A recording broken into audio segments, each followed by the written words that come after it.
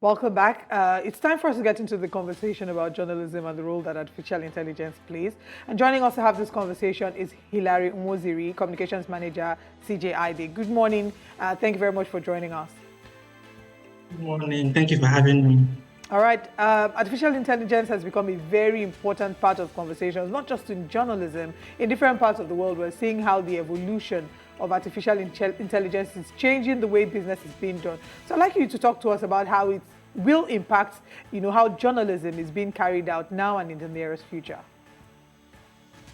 Again, thank you for having me. So I think, just like you mentioned when we started the conversation, is that artificial intelligence is indeed changing the landscape, changing the media landscape, changing how news is done, how stories are told.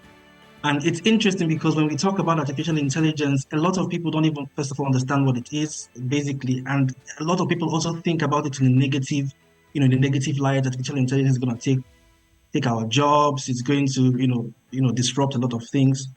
And yes, it will disrupt some things, but there are also some positives that come with artificial intelligence, which I think is also should be part of where the focus would be. So first of all, artificial intelligence obviously is expanding, is going to help media organizations expand reach. It's going to sort of democratize news because, when everybody has a phone, has access to the internet, then they have access to publish news. But on the flip side of it, one of the things that we should be wary of and we should be careful of is also that it's also the issue of accuracy, the issue of privacy, the issue of transparency. Because if everybody can tell news, if everybody can publish news using technology and using media, then we should question, we should, be careful what news we're consuming and the accuracy of such news, and also, of course, the reliability as well. So that's one thing that I think we should be careful of in terms of the negatives. But also, the fact that with the rise of social media platforms, it's also the fact that the rise of technology and the rise of proliferation of news using AI.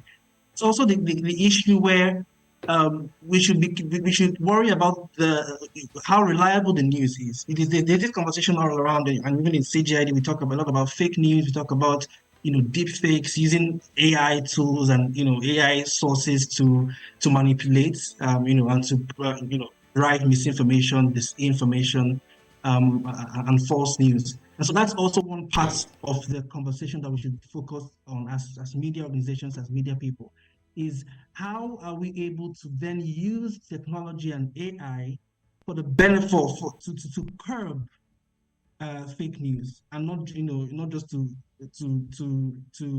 sort of drive it. But that's one of the things that we're doing even as CJID with I heard you talk about the tools that we are launching on the 27th. We're launching 2 AI tools under our DUBAWA program. And first is the DUBAWA audio platform, which is essentially is useful in transcribing radio. Because one thing we find is that in Africa, for example, many people actually listen to radio more than we know. And radio is that one platform that, it can penetrate even in the most remote areas. And so because radio is an important tool, it's also a platform where a lot of misinformation can happen. All right, so, I want to clarify something. I get how interesting the whole concept is, but is AI and fake news, how much of a problem is it in the information that we consume on different platforms in Nigeria today or across the continent? Are you seeing a spike in fake news being, of course, created by AI and the likes? And is this the reason why the DUBAWA project is coming up with this? Because there's people who would argue that it's not a major problem. I mean, it does exist, but it's not a major problem. Yeah, no, I think that's one thing we should also talk about a lot often. It is a major problem. It is something that is on the rise every day. Of course, with the rise of technology and artificial intelligence comes also with the rise of fake news. So, for example, in political seasons, and election is a big part of them. It is a time where political campaigns, there's a lot of fake news that circulates during political campaigns of what the candidate is or what the candidate is not, of what the candidate has said or has done. That's one good example where we can see how people manipulate pictures, for example, how people manipulate videos and say this is what this politician said when it might not be what the politician said. And so that's one typical example of how in the Nigerian context, in the African context, an election just happened in Senegal, and we're on ground, and we saw, some trends of misinformation as well. And there are a lot of cases like that, especially during campaign season. So that's one example I can point you to where fake news continues to be on the rise, where people tweet things, where people use, sort of Photoshop pictures and videos and claim that it's true, that's what somebody said. And that is a serious concern for us as an organization. And I mean, it should be for everyone in the media ecosystem of what actually is true and what is not, and how we're using AI and technology to advance this. All right. Tell us, a little bit more about the DUBAWA project and, what's happening in the next couple of days.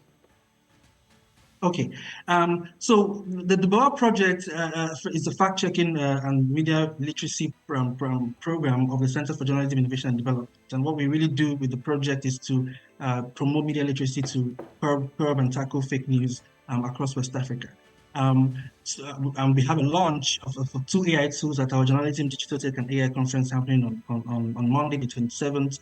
And just to talk a little bit about the platforms again, the first is the DUBAWA AI platform, and the second is the chatbot. What the chatbot would do really is to provide live updates on WhatsApp, of news, of questions that people have about the veracity of news. It's really the sort of a typical chatbot that you see around. So we really want to use that to curb fake news.